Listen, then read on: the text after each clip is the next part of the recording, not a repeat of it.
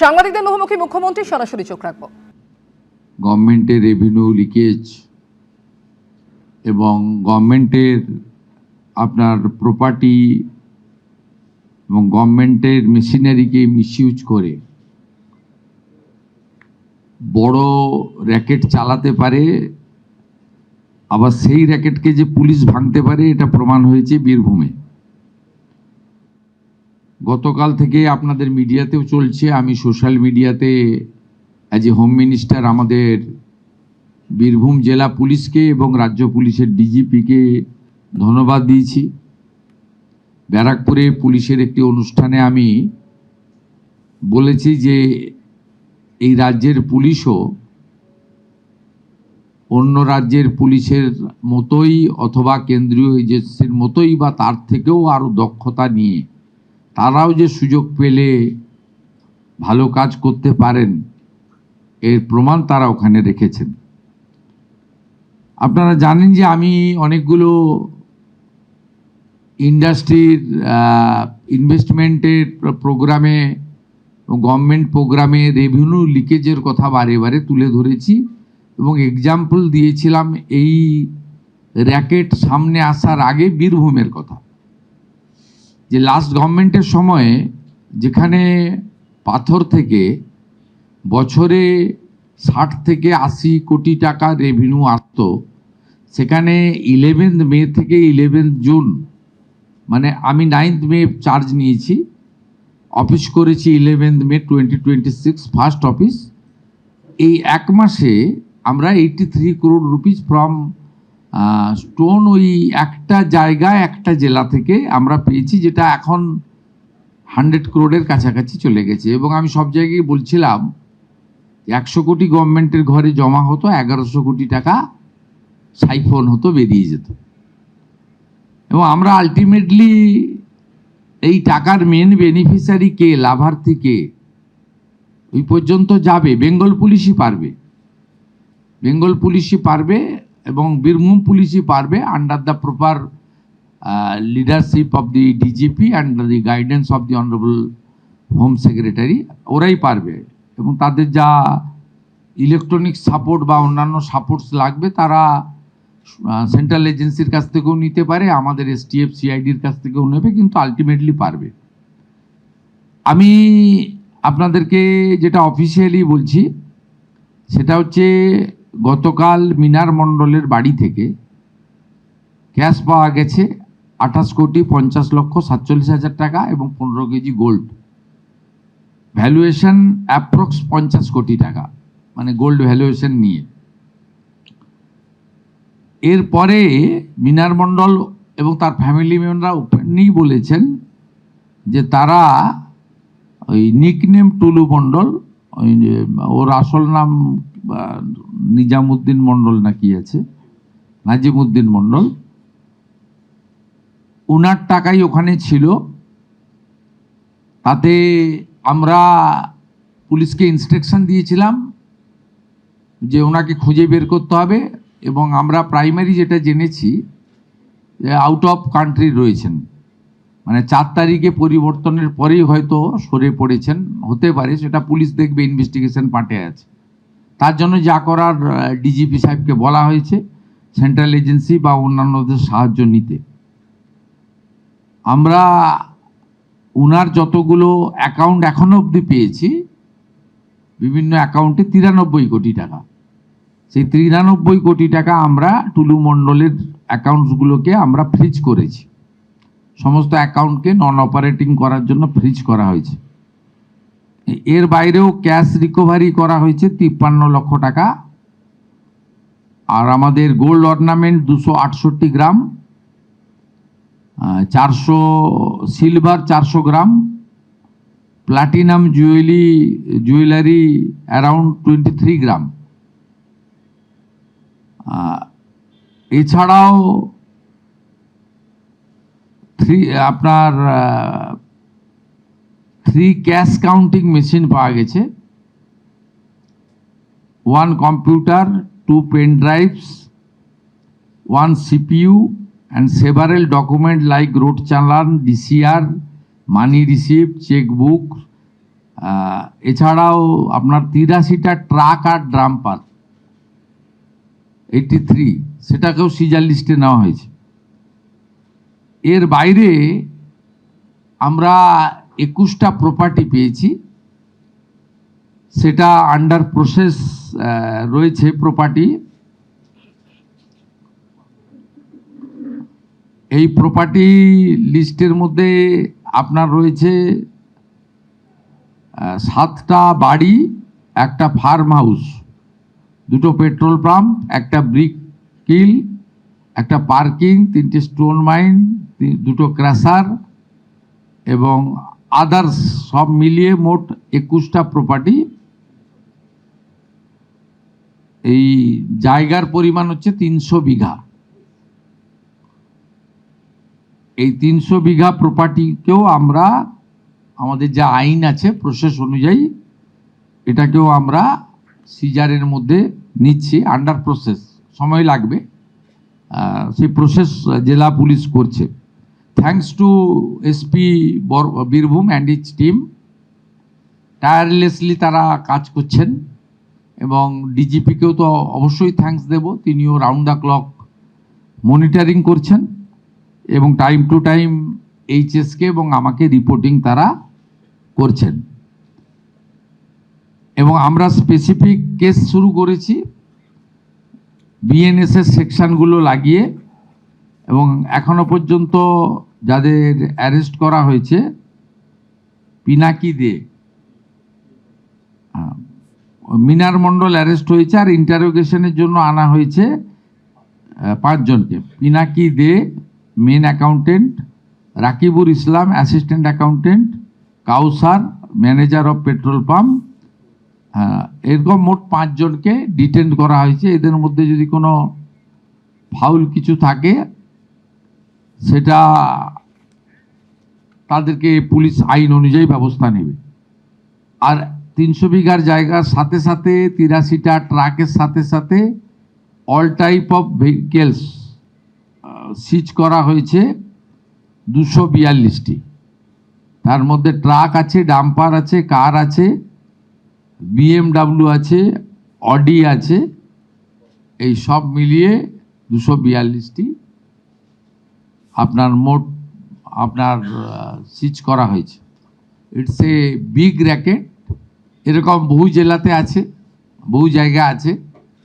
আমাদের সরকার যে কমিটমেন্টের উপরে এসেছিল যে ক্র্যাকডাউন করব এবং যা আইনে ব্যবস্থা নেব এবং এগুলো সিজ করব, অকশন করব এবং যা যা লাগানোর লাগাবো, এবং এই যে হিউজ মিনিমাম 1000 কোটি টাকা একটা আইটেমে একটা জেলা থেকে রেভিনিউ লস, অর্থাৎ গত 15 বছর যারা সরকার চালিয়েছেন শুধু একটা জেলা থেকে একটা আইটেমের উপরেই 15,000 কোটি টাকা পশ্চিমবঙ্গের জনগণের রেভিনিউর টাকা, যেটা দিয়ে সরকার অনেক উন্নয়ন করতে পারতেন, চাকরি দিতে পারতেন, সেটা লিকেজ হয়েছে।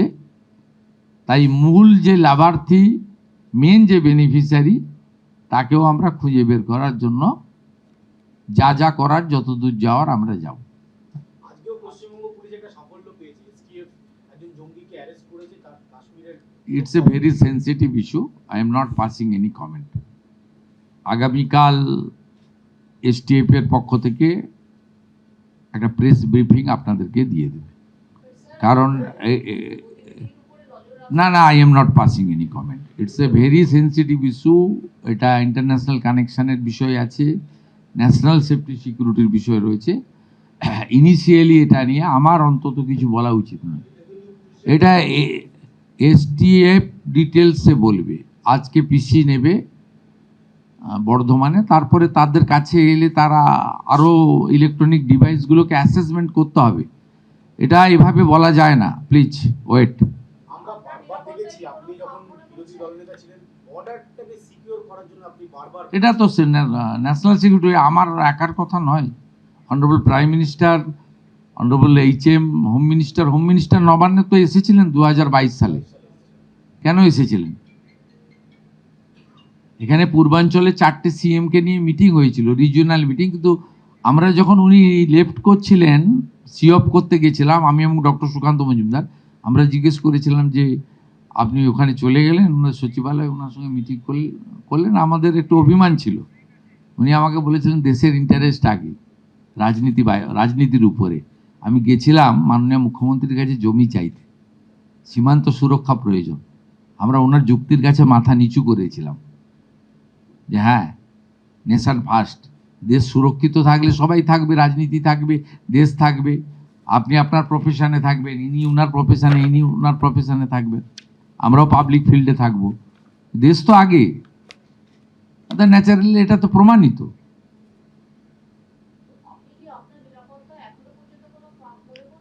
আপনি কেন এই প্রশ্ন আমাকে ঘুরিয়ে ফিরিয়ে করছেন? শুধু আমি তো নয়, কালকে এসটিএফ বলবে, আপনি কালকে শুনবেন। Our MOS Umesh Rai also এই স্ক্যানারের মধ্যে ছিল, বাকিটা আমি বলছি না। It's a very sensitive issue, please এর থেকে বেশি আমাকে দিয়ে বলাবেন না। STF will organise a press conference tomorrow, they will speak.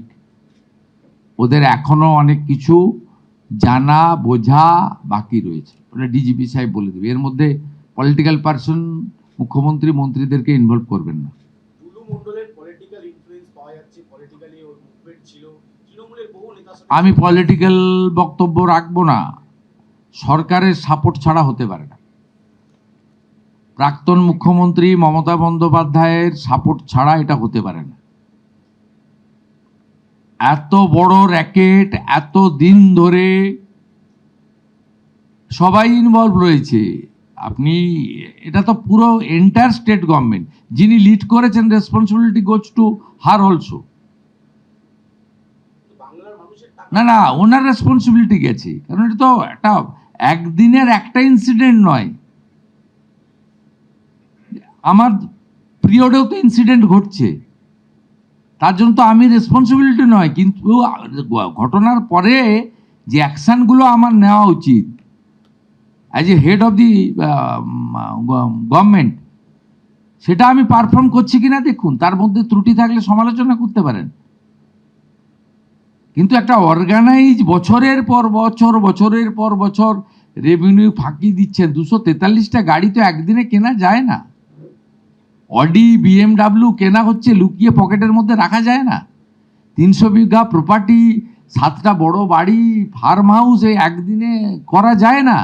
It's a অনেক দিনের, এটা মিনিমাম তো 5-7 বছর ধরে হয়েছে। এবং যারা সরকারে ছিলেন, এতে রেজিস্ট্রি অফিস ইনভলভ আছে, এতে মোটর ভেহিকেলস ইনভলভ আছে, এতে লোকাল পুলিশ ইনভলভ আছে, এতে লোকাল পঞ্চায়েত ইনভলভ আছে, এতে আপনার মিনারেল কর্পোরেশন ইনভলভ আছে, ল্যান্ড ডিপার্টমেন্ট ইনভলভ আছে।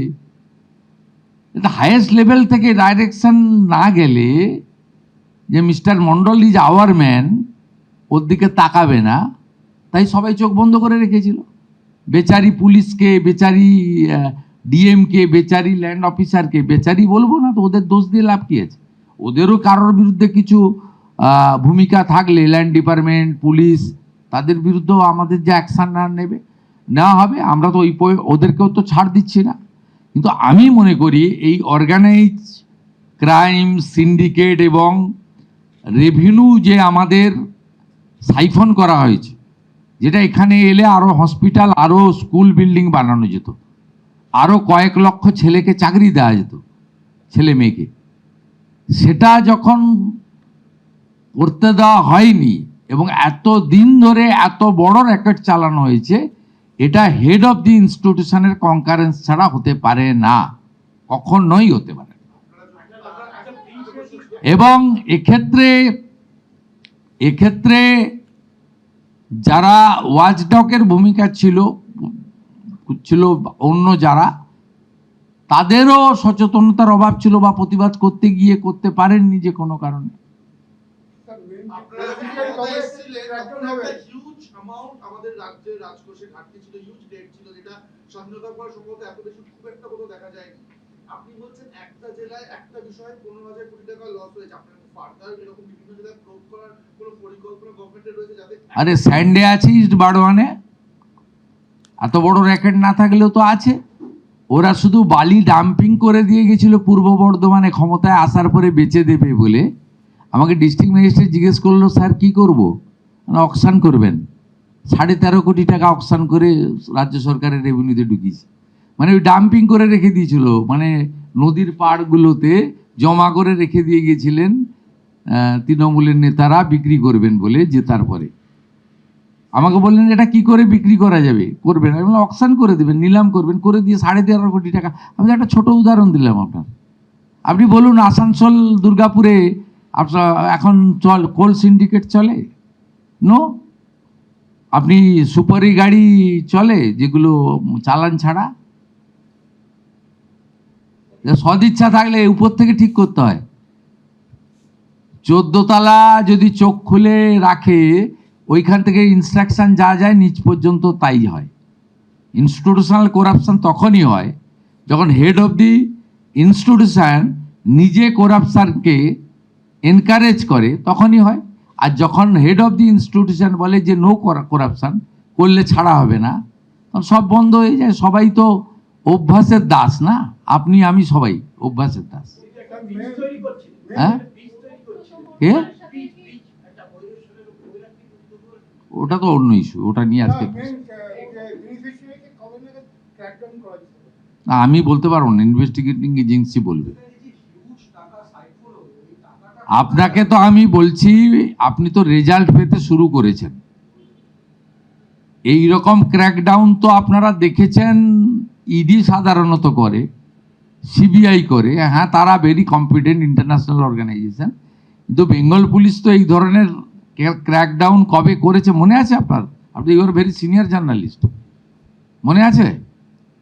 স্মরণে আছে কখনো?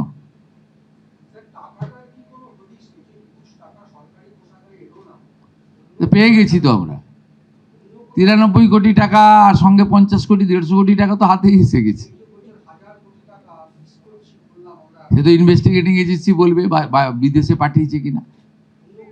উনি নিজে বিদেশে বসে আছেন, কেউ ভানুয়াতুতে বসে আছেন, তো বিদেশে তো গেছে টাকা। অনেকে বিদেশে যেতে চাইছেন চিকিৎসার নামে, আপনি তো যেতে চাইছেন না। আপনি তো চশমা পড়েছেন, আপনার পাওয়ার চশমা আছে, আপনার তো এখানেই চোখ দেখাচ্ছেন।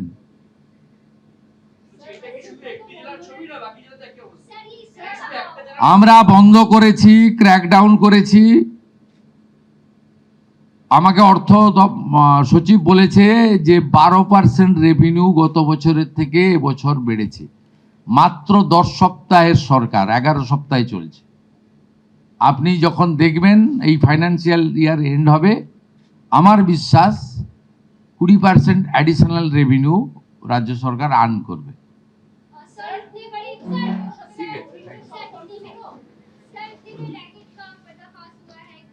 এবিপি আনন্দ, এগিয়ে থাকে, এগিয়ে রাখে।